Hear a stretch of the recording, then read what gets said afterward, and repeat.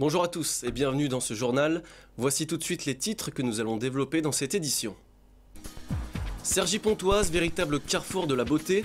Au fil des années, de plus en plus de sociétés cosmétiques s'y sont installées. La ville accueillait jusqu'à ce mercredi le congrès annuel dédié aux tests et recherches sur les produits cosmétiques.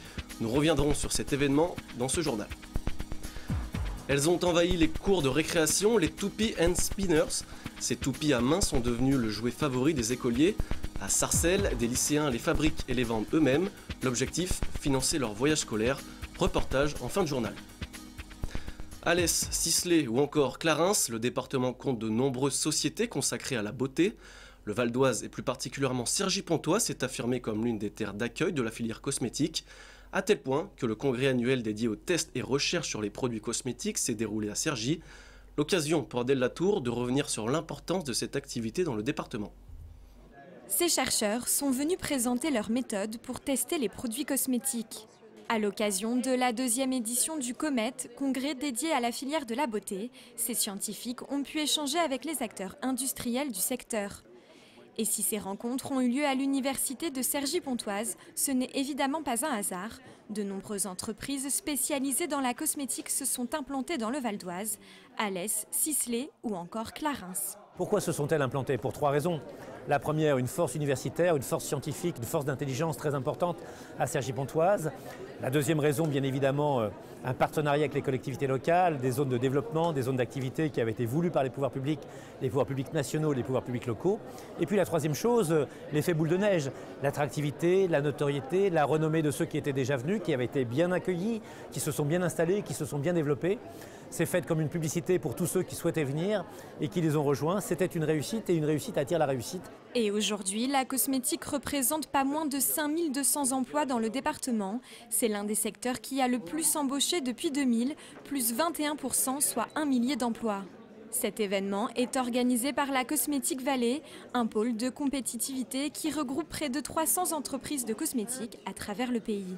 Derrière tout ça, si vous voulez, c'est créer une dynamique avec la Cosmétique Vallée qui fait que, en fait, on crée un environnement qui est favorable aux entreprises et qui relie les entreprises entre elles, qui relie les projets de recherche entre entreprises et universités entre eux. Et donc tout ça, ça concourt en fait à développer une dynamique et une envie et une attractivité.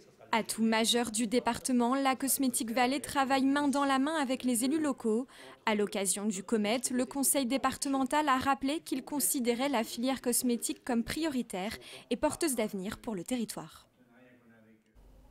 Après l'agression d'un policier au marteau sur le parvis de la cathédrale de Notre-Dame de Paris, survenue mardi soir, une perquisition s'est déroulée ce mercredi matin dans cette résidence à Cergy, où résidait l'assaillant.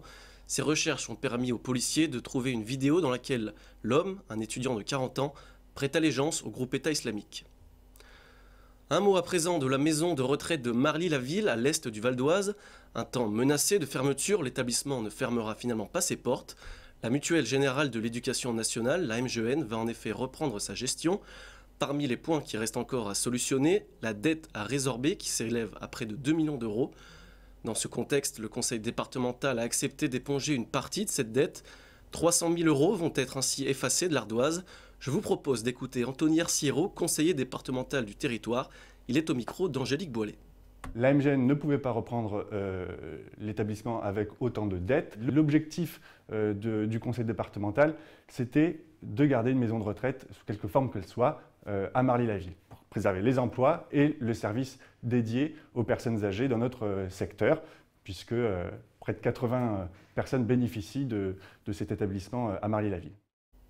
C'est la nouvelle star des cours de récré, la toupie hand spinner. Après les POG, les Tamagotchi ou encore Pokémon Go, cette toupie à main est devenue le jouet fétiche des écoliers. À Sarcelles, les étudiants du lycée professionnel de La Tourelle profitent de ce phénomène pour confectionner les leurs. La recette de ce jouet contribuera au financement de leur voyage scolaire.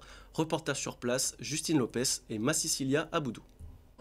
Et elle avait déposé un brevet, mais sauf que le brevet... Le hand spinner, c'est le jouet qui fait tourner la tête des petits et des grands.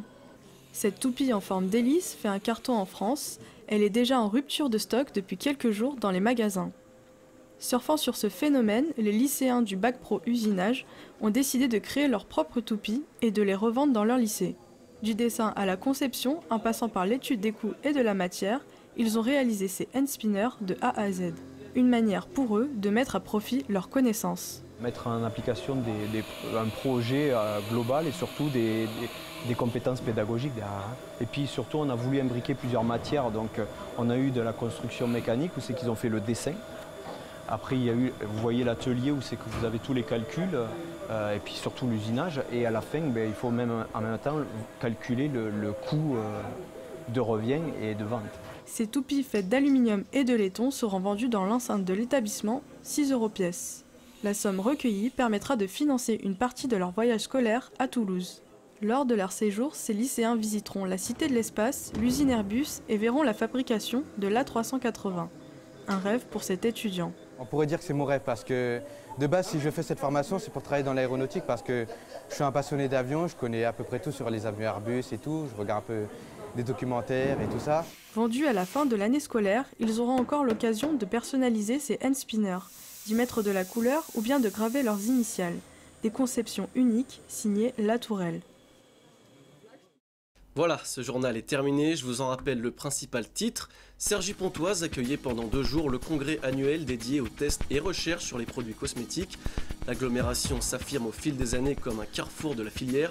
Près de 5200 postes lui sont consacrés dans le département. C'est la fin de cette édition. Merci de l'avoir suivi. N'oubliez pas que l'info continue sur vonews.fr. À demain.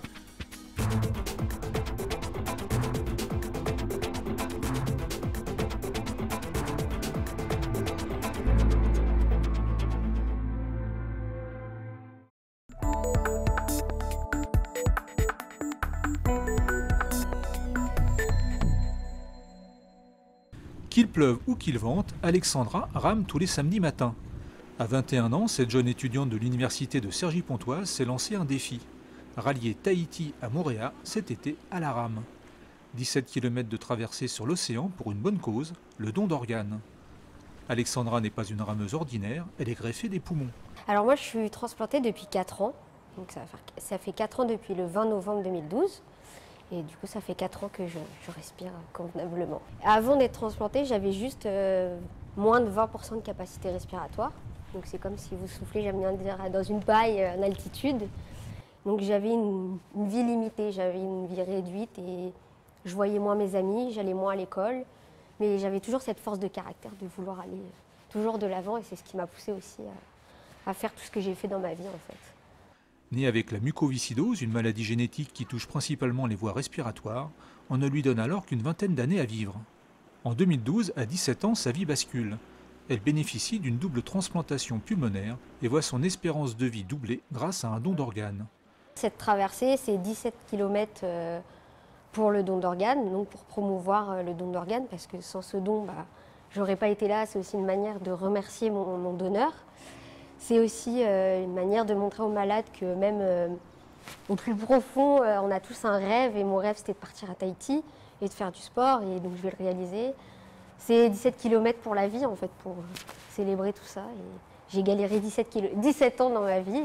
Je vais ramener 17 ans pour l'espoir. Ce pari un peu fou naît de la complicité qui unit depuis des années Alexandra et son ancien kiné. Installé désormais en Polynésie, c'est lui qui propose à son ancienne patiente et amie ce drôle de projet. Pour réaliser son rêve, Alexandra doit s'entraîner. Elle s'inscrit à la Société Nautique de l'Oise, le club d'aviron de Pontoise. Touchée par le projet, la direction et les membres s'investissent financièrement, matériellement et humainement. Nous lui apportons surtout un encadrement un petit peu plus spécifique et individuel pour permettre à Alexandra de profiter et de progresser plus rapidement dans sa préparation donc pour le projet de cet été. Naomi est licenciée au club, elle accompagne Alexandra dans son entraînement. J'adore son projet, c'est vraiment un projet qui, je trouve ça beau et important à faire et du coup j'ai envie de la solliciter un maximum. J'ai envie de donner pour elle, elle a envie de donner pour les autres et du coup si je peux ramer avec elle pour l'aider pour plus tard pour son projet, je le fais avec grand plaisir. Ramer ces 17 km n'est pas qu'un défi personnel pour Alexandra. Elle rame pour prouver qu'une greffe ça marche et qu'un don peut sauver une ou plusieurs vies. Pour parler de sa maladie et sensibiliser aux dons, elle a créé une page Facebook et une cagnotte sur un site participatif pour financer son projet. Cette cagnotte, c'est pour acheter un bateau, donc un double de mer, qui permettra donc pour la traversée, mais restera au club après ma traversée pour développer le handisport, donc tout ce qui est sport aviron pour personnes en difficulté, en atteinte de maladies, c'est pour aider ça en fait. La traversée entre Tahiti et Mooréa est prévue pour le 5 août. En attendant, Alexandra continue à s'entraîner sur l'Oise, loin des cocotiers et de la mer turquoise.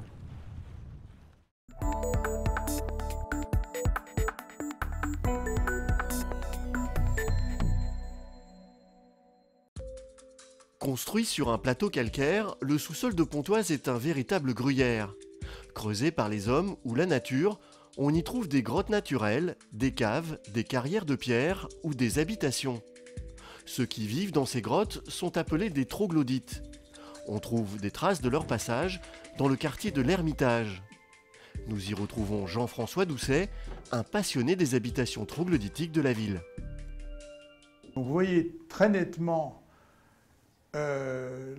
l'habitation avec les traces d'usinage selon deux outils. Vous avez ici pour dresser la paroi et ici vous avez les pieux et les pics. Vous avez la propriété, vous creusez et puis c'est tout. Et ça vous demande ici, ça vous demande aux environs de 2-3 semaines de travail. Les anciens, occupées par un prolétariat rural très démuni, certaines de ces habitations rudimentaires, sans eau ni électricité, seront habitées jusqu'au milieu des années 60. Aujourd'hui, le quartier de l'Ermitage abrite toujours des habitations troglodytiques. Fort heureusement, avec le temps, les conditions d'hébergement ont évolué. Guylaine cherchait une maison atypique. Elle l'a trouvée ici, rue Adrien Lemoine. Je cherchais un cocon, en fait. Voilà. Et la pièce qui m'a fait flasher, en fait, c'est celle dans laquelle je vous parle aujourd'hui. J'ai vraiment aimé ce plafond tout en pierre et qui aurait pu paraître pesant au départ, hein, mais pas du tout. Je m'y suis sentie vraiment très bien. Elle était vide et voilà, il y avait cet espace qui me paraissait vraiment, coucounant, quoi. C'était bien pour moi. Fanette vit un peu plus haut dans la rue. Sa maison, c'est celle qui apparaît au fond de cette carte postale, et elle n'a guère changé avec le temps. Chez Fanette, seules 2 pièces sont creusées dans la falaise, la salle de bain et la cuisine. J'ai beaucoup de plaisir à faire ma cuisine ici parce que en fait, à chaque fois que je tourne la tête, j'ai l'impression de voir un nouveau mur, des nouvelles formes, des nouvelles ombres. Ça a un côté très artistique qui me plaît beaucoup et j'ai l'impression qu'il s'est passé beaucoup de choses ici, beaucoup de vie, beaucoup de... Bon, on ne sait pas de quand date cette caverne, mais c'est vrai que j'ai l'impression qu'elle est là depuis très longtemps et c'est très agréable. Aujourd'hui, vivre dans une habitation troglodytique est un choix malgré certaines contraintes liées à l'humidité. Mais pour tous ces troglodytes, l'essentiel est ailleurs. Ils vivent dans un lieu unique, s'y sentent bien et cela suffit largement à leur bonheur.